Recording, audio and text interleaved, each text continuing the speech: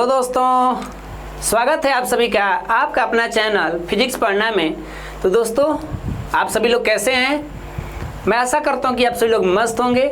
और आज की इस क्लास में हम लोग जानने वाले हैं कुछ प्रमुख धातुओं का अयस्क। और ध्यान दीजिए, धातु तो भाई बहुत सारे हैं, लेकिन हम लोग कुछ मुख्य धातु को लेंगे और उनके अयस्क को भी जानेंगे। और साथ में अयस्क का कुछ फार्मूला भी रहेगा, क्योंकि हो सकता है कि एग्जाम में फार्मूला भी पूछा जा सके। तो ये क्लास काफ़ी महत्वपूर्ण होने वाला है और यहाँ से ऑब्जेक्टिव तो क्वेश्चन भाई बनते हैं एग्जाम में, इसीलिए इस क्लास को हम लोग महत्वपूर्ण समझेंगे। और देखिए 2026 एग्जाम के लिए भी ये अपने आप में बहुत महत्वपूर्ण है, इसीलिए आप लोग इसको अच्छे से समझेंगे।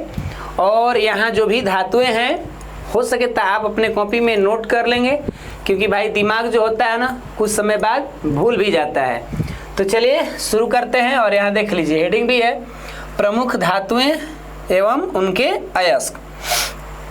तो यहाँ पर ध्यान रखना है कि अयस्क का फार्मूला भी कभी कभी पूछा जा सकता है। और क्वेश्चन कैसे आता है ये तो आप क्वेश्चन बैंक देखेंगे ना, तो आपको अनुमान लग ही जाएगा। हमें उम्मीद है कि अगर आप क्वेश्चन बैंक देखेंगे तो वहाँ से कुछ क्वेश्चन और ये मेरे आज के क्लास का जो आएगा जो भी ना अयस्क, इसमें से कुछ तो लड़ ही जाएगा। इसीलिए थोड़ा इसको अच्छे से समझेंगे। देखिए, पहला हमारा धातु है पारा।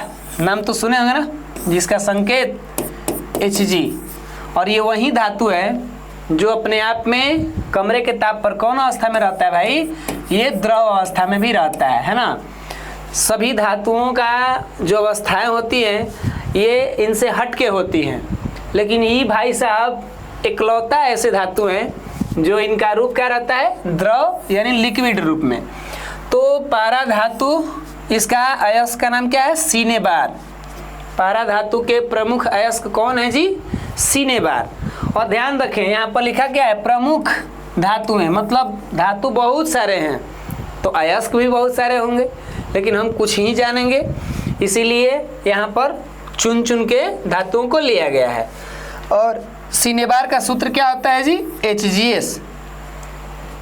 अगर हमसे ऑब्जेक्टिव में पूछा जाए कि सीनेबार का सूत्र क्या होता है तो हम क्या बताएंगे? HgS बताएंगे। और सीनेबार किसका अयस्क है? तो ऐसे भी आ जाएगा पारा धातु का, या ऐसे पूछ सकता है कि पारा का प्रमुख अयस्क कौन है? तो सीनेबार है। देखिए क्वेश्चन यहाँ घुमा फिरा के कैसे आएगा, ये तो भाई एग्जामिनर के ऊपर डिपेंड करता है। हम तो भैया यहाँ पर जो भी है अपना विचार ही दे सकते हैं ना, जितना हमको समझ में आ रहा है। तो चलिए आगे बढ़ते हैं। और अगला हमारा जो धातु है जिसका नाम है लेड। क्या नाम है? लेड। और आप लोग इसे शीशा के नाम से भी जानेंगे। अब शीशा घर पे जो कांच वाला खिड़की वाला होता है, वो शीशा की बात मत समझिएगा, वो तो अलग चीज़ हो जाएगा। और ये अपने आप में एक धातु है लेड। इसका संकेत क्या होता है? Pb। प्लम्बम कहते हैं इसको, क्या? लैटिन भाषा में, इसीलिए वहाँ से संकेत आ गया। तो लेड यानी शीशा, इसका प्रमुख अयस्क का नाम क्या है? गैलेना। लेड का प्रमुख अयस्क कौन है? गैलेना। सूत्र क्या होता है? Pbs। क्लियर ना यहाँ से? बिल्कुल।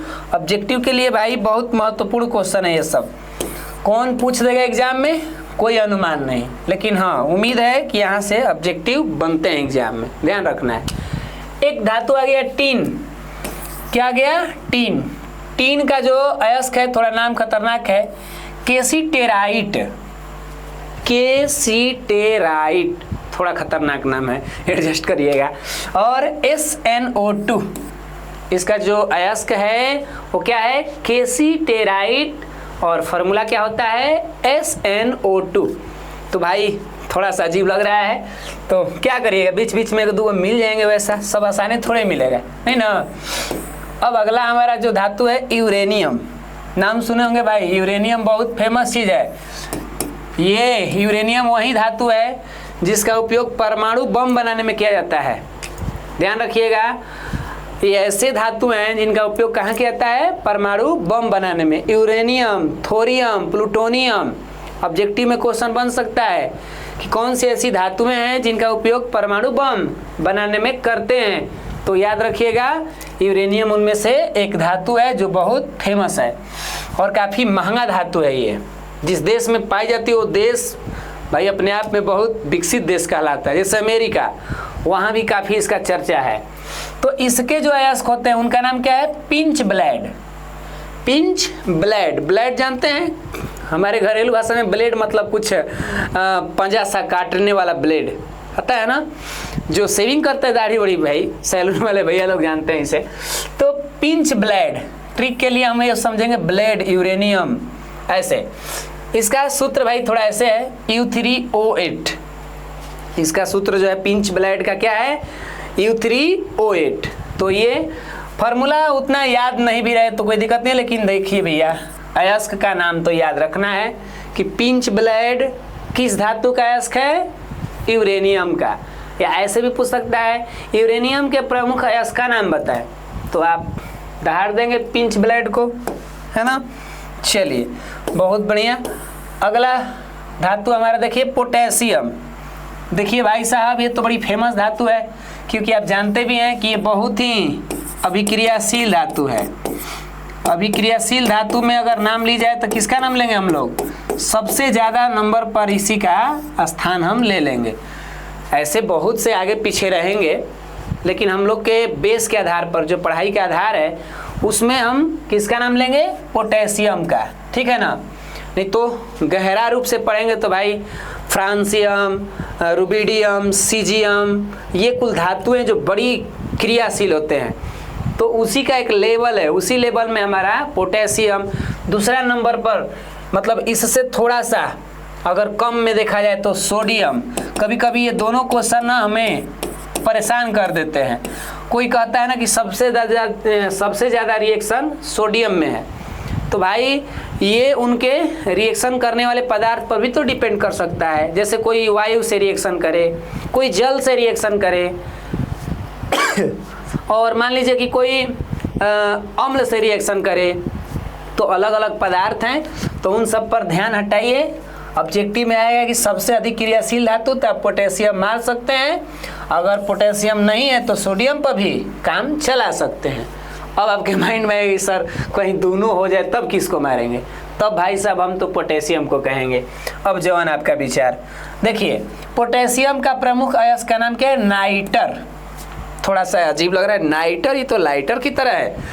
तो यहाँ से एक ट्रिक बन सकता है, जैसे पोटेशियम बहुत क्रियाशील है और ये हमारे क्रिया करके क्या लाइट उत्पन्न कर देगा, ऊष्मा उत्पन्न कर देगा, तो आपका ध्यान आएगा पोटेशियम लाइट उत्पन्न करेगा, मतलब अयस्क का नाम क्या है? नाइटर। क्योंकि लाइटर में आग रहता है तो उसी से बन गया क्या? नाइटर।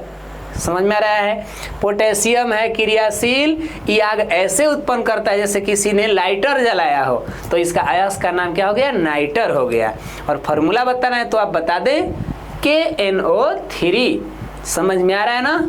चलिए तो माइंड को रखिए थोड़ा फ्री और इसका फॉर्मूला याद रखिए KNO3। तो अगला हम लोग अयस्क देखते हैं, अयस्क धातु। तो धातु हमारा लोहा, एग्जाम में पूछता है ना, लोहा का संकेत Fe। इसे हम लोग अंग्रेजी में क्या कहते हैं? आयरन। क्या कहते हैं भाई? आयरन कहते हैं। और ध्यान रखिए इसका परमाणु संख्या भी एग्जाम में पूछता है, ये थोड़ा सा समझ लीजिए। आयरन का परमाणु संख्या 26। तो इसके अयस्क जो है ना, ये दो गो ज़्यादा फेमस हैं, ऐसे तो और भी हैं। इन धातुओं का अयस्क एक से अधिक भी है, लेकिन दो गो ज़्यादा फेमस है। कौन कौन भैया? तो एगो है हेमेटाइट और एगो है मैग्नेटाइट। ध्यान से कोई पूछे कि लोहा के प्रमुख अयस्क कौन है, तो आप बता सकते हैं हेमेटाइट या मैग्नेटाइट।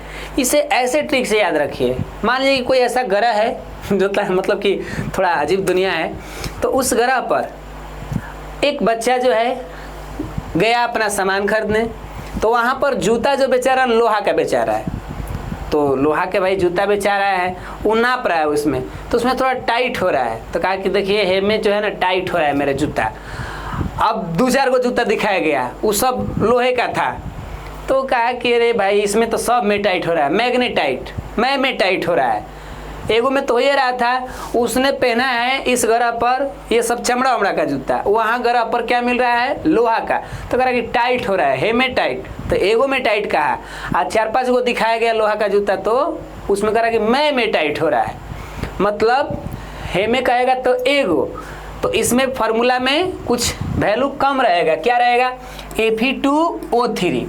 अगर कह देगा कि मैग्नेटाइट मैग्नेटाइट हो रहा है तो भाई थोड़ा सा बढ़ाना पड़ेगा ना संख्या, तो एक एगो बढ़ा दीजिए, जहाँ 2 है वहाँ 3 कर दीजिए, जहाँ 3 है वहाँ 4 कर दीजिए, तो मैग्नेटाइट का सूत्र क्या बन जाएगा Fe3O4। ये एक याद करने का मेरा अपना विचार था, आप चाहें तो कैसे भी याद कर सकते हैं। तो हमें उम्मीद है लोहा का ये हेमेटाइट होगा। अब मैग्नेटाइट आप लोग समझ गए ना, लोहा के जूता कोई भी पहनेगा भैया तो उसको टाइट तो लगेगा ही। तो एगो जूता में टाइट लगा तो हेमे टाइट, मतलब हेमे का मतलब नहीं होता है, कहता है हेमे देखिए ना टाइट हो रहा है, तो नहीं दूसरा वाला दिखाइए ना भैया, तो 4-5 गो दिखाया, लास्ट में देखिए ना मैं टाइट हो रहा है, छोड़िए हम जा रहे हैं अपना पृथ्वी ग्रह पे। तो वहाँ पर आप चमड़ा का जूता या जो भी चप्पल वप्पल खरीदना है।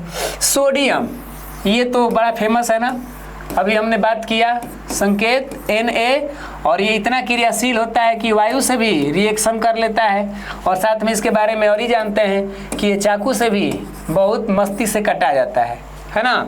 तो इसके 2 अयस्क यहाँ दिखाए गए हैं, जिसमें नाम है चिली साल्ट पीटर, थोड़ा सा अजीब नाम है, NaNO3 चिली साल्ट पीटर, और दूसरा इसका जो अयस्क होगा सोडियम क्लोराइड, या यूँ कहें तो अपने भाषा में साधारण नमक।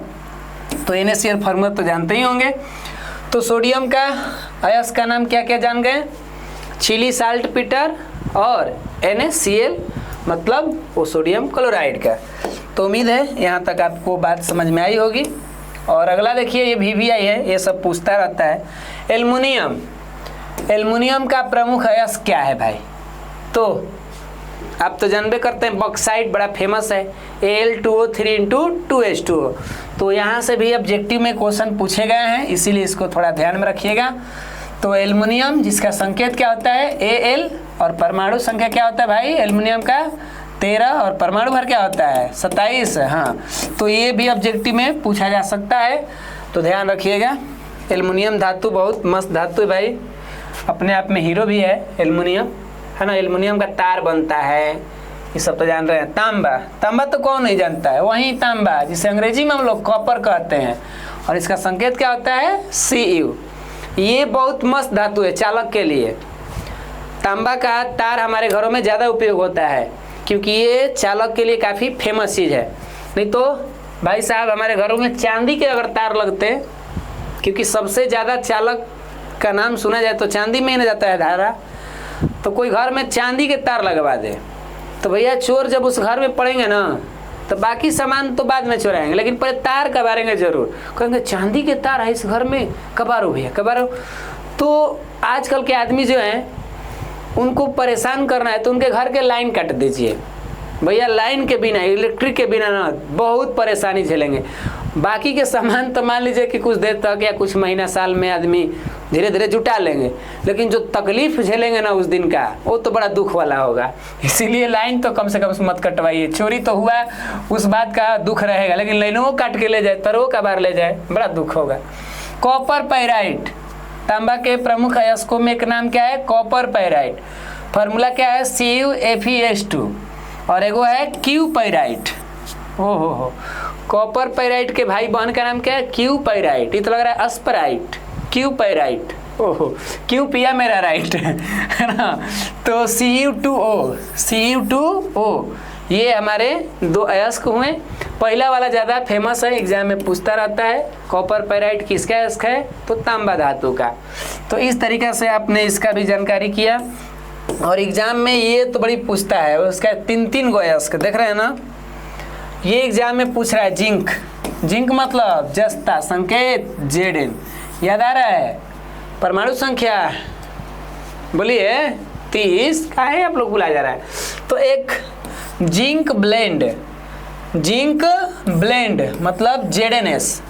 एक है क्या कैलेमाइन, मतलब क्या ZnCO3। ये बहुत ही फेमस अपने आप में धातु है जिंक, आज इनके अयस्क बार बार पूछे जाते हैं एग्जाम में।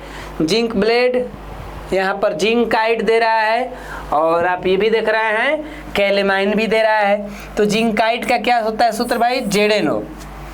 देखिए 3 अयस्क और 3 फार्मूला। तो तीनों में से कोई भी पूछा जा सकता है एग्जाम में। ज़्यादातर आदमी इसको फेमस कहते हैं जिंक ब्लेंड को, कि एग्जाम में पूछ दे, या नहीं तो जिंकाइट का पूछ रहा है। अब किसको हम कहें, तीनों भाई एक ही धातु के अयस्क हैं, तो हम किनको बड़ा छोटा कहें।